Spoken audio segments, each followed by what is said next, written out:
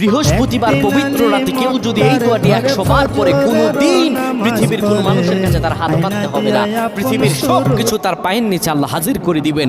দারিদ্রতা থেকে মুক্তি দান করবেন, বিপদ আপদ থেকে মুক্তি দান করবেন, তার সম্মানকে সুউচ্চতা দান করবেন, অসুস্থতা থেকে দূরে রাখবেন। আল্লাহর অশেষ দয়া ও রহম তাকে দান করে দিবেন। সুবহানাল্লাহ। বৃহস্পতিবার রাত এটি গুরুত্বপূর্ণ রাত। এই রাত সপ্তাহে একদিন আসে।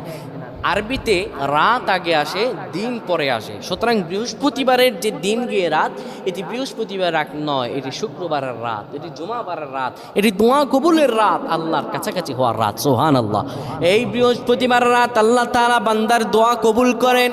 কেউ যদি বৃহস্পতিবার রাতে ঈশা নামাজের পরে পবিত্র হয়ে ইয়া হাইয়ু ইয়া হাইয়ু ইয়া হাইয়ু ইয়া রফিয়ু ইয়া রফিয়ু ইয়া রফিয়ু এই দোয়াগুলো পড়তে পারে 100 বার, আল্লাহ রাব্বুল আলামিন তার